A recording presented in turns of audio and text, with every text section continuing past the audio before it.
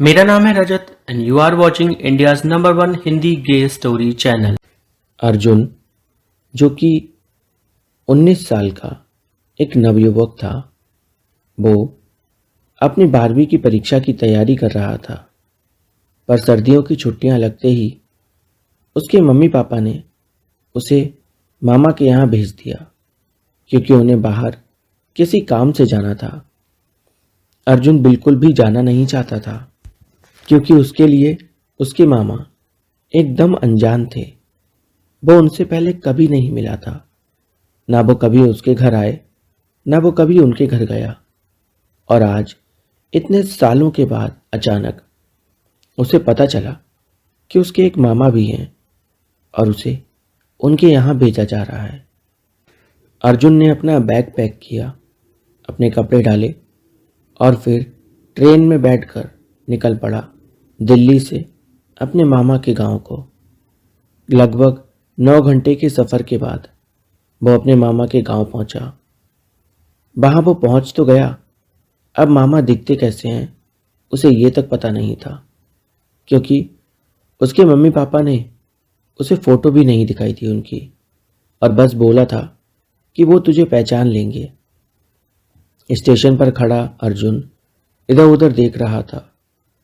कई लोग आ रहे थे और जा रहे थे। वो अपने मामा का इंतज़ार कर रहा था। काफ़ी देर बीत गई, पर कोई उसे लेने नहीं आया। वो जाकर बेंच पर बैठ गया। बैठे बैठे सोच रहा था। उसने अपनी माँ को फ़ोन लगाया, पर फ़ोन रिसीव नहीं हुआ। उसने अपने पापा को फ़ोन लगाया तो उनका फ़ोन भी रिसीव नहीं हुआ।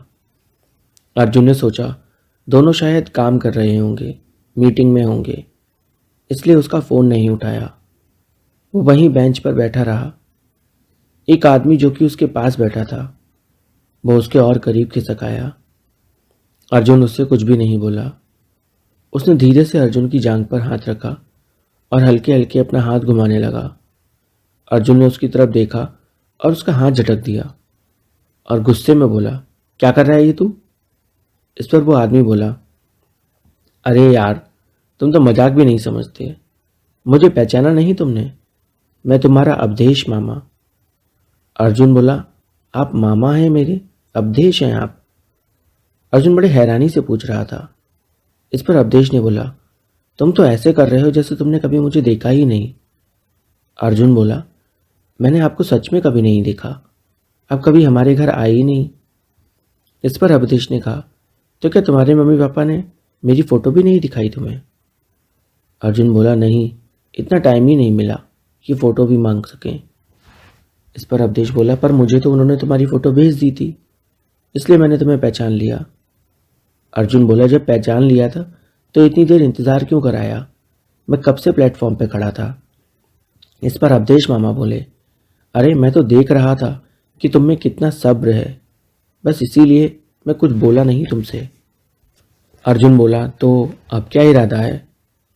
अवधेश मामा बोले, तुम बताओ क्या करना चाहोगे? अर्जुन बोला, मतलब? अवधेश मामा ने कहा, तुमने पूछा ना क्या इरादा है, तो तुम बताओ कि तुम क्या करना चाहते हो। तुम जो चाहोगे हम वही करेंगे। तुम पहली बार आए हो हमारे घर, हम तुम्हें उदास थोड़ी करेंगे, पूरा खुश करेंगे तुम्हें। अर्जुन बोला, पहले तो घर ही ले चलो, उसके बाद देखते हैं क्या करना है। अवधेश मामा ने अर्जुन का बैग लिया और अर्जुन उनके पीछे पीछे चल दिया। मामा स्टेशन के बाहर आए। सामने एक बाइक थी, उस पर उन्होंने बैग को आगे रख लिया और अर्जुन से बोले, तुम पीछे बैठ जाओ। अर्जुन बाइक पे बैठा और मामा ने बाइक स्टार्ट की। वो बहुत तेजी से बाइक चला रहे थे, जिससे अर्जुन बाइक को पीछे से पकड़े हुए था, पर बार बार उसका बैलेंस बिगड़ रहा था। इसलिए फिर उसने मामा को ही पकड़ लिया कस के। मामा हंसने लगे और बोले, अरे यार, लड़का होकर भी इतना डर रहा है तू, आराम से बैठना मर्द की तरह। अर्जुन बोला, ज़्यादा बोलने की ज़रूरत नहीं आपको, मैं मर्द हूँ या नहीं वो मुझे पता है, आप हो या नहीं वो आपको पता है, मुझे फालतू का ज्ञान मत दो। मामा और अर्जुन की बन नहीं रही थी बिल्कुल भी। दोनों एक दूसरे की आंखों में खटक रहे थे, पर फिर भी अर्जुन ने शांति का साथ देने का सोचा और खामोश हो गया।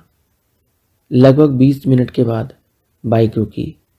मामा के घर के सामने अवधेश मामा ने ताला खोला और अर्जुन से बोले, आ जाओ भांजे, घर में स्वागत है तुम्हारा। अर्जुन घर के अंदर गया।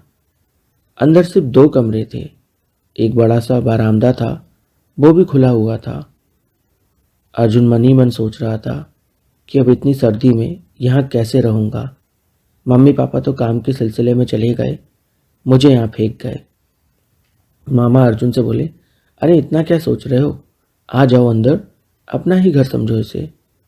अर्जुन अंदर आया। मामा ने एक कमरे की तरफ इशारा करके बोला, ये वाला कमरा तुम्हारा है, आज से तुम इसमें रहना। अर्जुन अंदर कमरे में गया, सामान रखा। कमरा कुछ खास नहीं था। एक बेड, कुछ अलमारियां और बाथरूम कमरे के अंदर ही था। अर्जुन ने सोचा, इतना सफ़र करके आया है, क्यों ना पहले वो नहा ले। वो बाथरूम के अंदर गया। गीज़र ढूंढ रहा था वो, पर गीज़र तो था ही नहीं। उसने बाहर आकर अवधेश मामा को आवाज़ दी, अवधेश मामा, गीज़र कहाँ है? अवधेश मामा बोले, बेटा यहाँ कोई गीज़र नहीं है, तुम्हें गर्म पानी चाहिए क्या? अर्जुन बोला, हाँ मुझे नहाना है। मामा ने कहा, रुको ज़रा। उन्होंने सुलगती हुई भट्टी में लकड़ियाँ डाली और उनको जला दिया। जब लकड़ियाँ तेज जलने लगी तो उस पर पानी चढ़ा दिया भगोने में, और लगभग 20 मिनट के बाद पानी एकदम गर्म होकर तैयार हो गया। अर्जुन बोला, ठीक है, मैं अब इससे नहा लेता हूँ। वो भगोने को लेकर अंदर जा ही रहा था कि मामा ने उसको बोला, अरे सुनो, अंदर बाथरूम में जाली खराब है, तुम नहाओगे तो पूरे कमरे में पानी भर जाएगा। एक काम करो, यहीं बाहर नहा लो। अर्जुन शॉक्ड में था। उसने कभी किसी के सामने आज तक अपने कपड़े नहीं निकाले थे और अब उसे नहाना था। मामा ने उससे बोला, क्या सोच रहे हो, फटाफट नहाओ, जल्दी काम खत्म करो। अर्जुन सोच में था, पर फिर उसने सोचा, कोई और है भी तो नहीं घर पर, बस मामा ही तो हैं। उसने अपनी शर्ट निकाली, बनियान निकाली और फिर पैंट्स निकाल दी। वो अंडरवियर में खड़ा था। अवधेश मामा उसे बड़े ध्यान से देख रहे थे। अर्जुन का गोरा बदन, जिस पर एक भी बाल नहीं था, वो एकदम चिकना था। मामा की तो निगाहें टिक गई थी अर्जुन पर। और फिर अर्जुन ने जब मामा को देखा तो मामा घूम कर खड़े हो गए। इस पर अर्जुन उनसे बोला, अरे घूम क्यों गए, देखो ना, और देखो ना मुझे, आपको अच्छा लग रहा हूं ना मैं, और देखो मुझे। अवधेश मामा चुपचाप वहां से चले गए। अर्जुन समझ नहीं पा रहा था कि आखिर उसे हो क्या गया है, आखिर क्यों वो अवधेश मामा को उल्टे जवाब दे रहा है। वक्त निकल रहा था और धीरे धीरे कर अवधेश और अर्जुन दोनों के बीच में दूरियां ही आ रही थीं, नज़दीकियां तो आ ही नहीं रही थीं। एक रोज़ अर्जुन अपनी पढ़ाई कर रहा था। मामा दोपहर के वक्त घर पे आए। उन्हें लगा कि अर्जुन अपने कमरे में सो रहा है, क्योंकि उसकी आवाज़ नहीं आ रही थी। मामा ने अपने कपड़े निकाले और भट्टी पर पानी चढ़ा दिया। वो कपड़े धो रहे थे अपने। फिर वो अर्जुन के कमरे में चुपके से गए। देखा तो अर्जुन सच में आंख बंद करके पड़ा हुआ था। उन्होंने अर्जुन के कपड़े उठाए और लेकर बाहर आ गए। वो जैसे ही कमरे के बाहर निकले, अर्जुन ने चुपके से आंख खोलकर देखा। अर्जुन जागा हुआ था, बस सोने का नाटक कर रहा था, क्योंकि वो मामा से बात नहीं करना चाहता था। मामा ने कपड़े नीचे किए ज़मीन पर और उनको मलमल के धोने लगे। अच्छे सोने कपड़े रगड़ रगड़ के धोए। अर्जुन के अंडरवियर को लिया, उसमें साबुन लगाया और दोनों हाथों से उसको खूब ढंग से मसल रहे थे। अर्जुन खिड़की से छुप के देख रहा था। मामा ने सारे कपड़े धोए, पर अंडरवियर को बहुत देर तक धोया।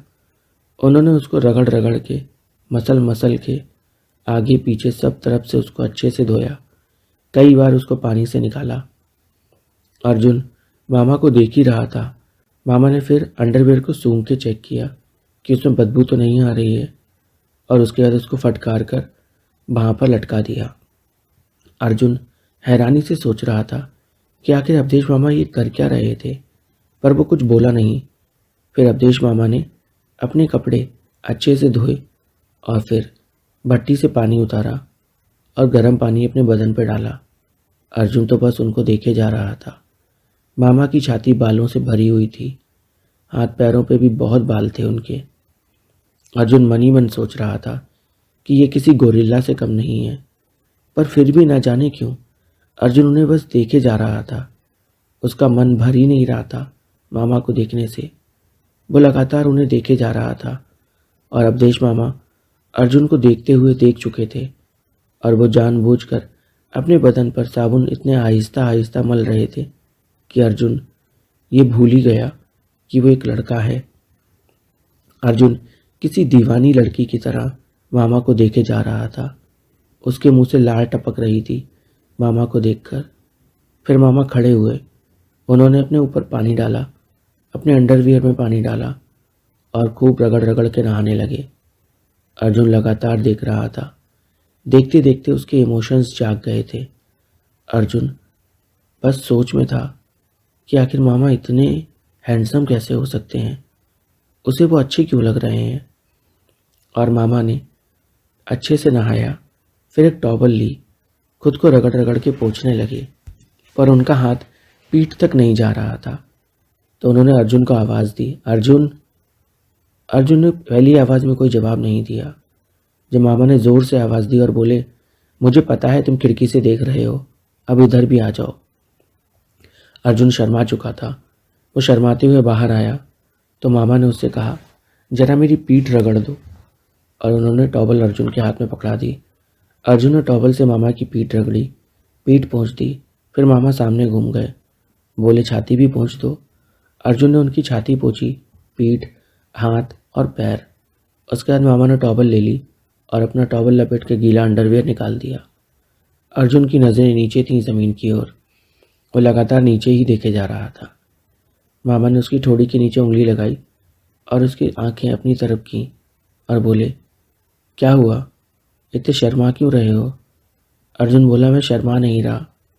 पर अवधेश मामा बोले, मुझे तो दिख रहा है कि तुम शर्मा रहे हो। अब कारण भी बता दो कि ऐसा क्या हो गया जो तुम्हें इतनी शर्म आ रही है। अर्जुन कुछ नहीं बोला, पर अवधेश मामा बार बार उसको फोर्स करने लगे। वो जैसे ही आगे बढ़े, उनका टॉवल खुलकर नीचे गिर गया और अर्जुन उन्हें हैरानी से देख रहा था। अवधेश मामा ने फट से टॉवल उठाया और उसको लपेटकर अपने कमरे की ओर चले गए। अर्जुन उनके ख्यालों में था। वो अपने कमरे में चला गया, पर उसकी आंखों के सामने बार बार वही दृश्य आ रहा था जब मामा का टॉवल जमीन पर गिर गया था। अर्जुन सोच रहा था कि आखिर उसे हो क्या रहा है। वो अपनी भावनाओं में इतना बहा क्यों जा रहा है और उसे आदमी की तरफ अट्रैक्शन हो रहा है जो कि उसके लिए कॉमन नहीं था। उसने सोचा क्यों ना इस बारे में अपनी माँ से बात करे। उसने अपने घर पर फ़ोन लगाया, पर उसकी माँ ने फिर से उसका फ़ोन नहीं उठाया। अब वो अपने पापा से तो बात कर नहीं सकता था, तो उसने इग्नोर किया। कुछ दिनों के बाद अर्जुन फिर से फ़ोन करने की कोशिश कर रहा था, पर किसी ने भी उसका फ़ोन नहीं उठाया। इधर मामा और अर्जुन के बीच एक अजीब सी खामोशी थी जो कि मिटाई नहीं मिट रही थी। अर्जुन अपनी किताबों में खोया रहता था और मामा अपने काम में। एक रोज़ मामा ने ही सामने से स्टेप बढ़ाया। वो अर्जुन से बोले जाकर, मेरे साथ चलोगे आज? चलो तुम्हें खेत घुमा कर लाता हूँ। पहले तो अर्जुन मना कर रहा था, पर जब मामा ने इतना ज़्यादा जोर दिया तो अर्जुन तैयार हो गया। उसने अपने कपड़े पहने और ऊपर से एक हल्की जैकेट।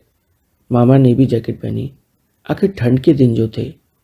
उसके बाद दोनों बाइक पर बैठ गए। अब अर्जुन जानता था कि मामा बाइक कैसे चलाते हैं। वो मामा से सटकर बैठ गया और उसने कसकर उन्हें पकड़ लिया। अचानक से अवधेश मामा बोले, क्या हुआ अर्जुन, तुम ठीक तो हो ना? अर्जुन की आंखों में आंसू भरे हुए थे, जिन्हें देख अवधेश मामा विचलित हो गए। कहानी में आगे क्या हुआ जानने के लिए वीडियो को लाइक कीजिए, चैनल को सब्सक्राइब कीजिए और कमेंट ज़रूर करो यार।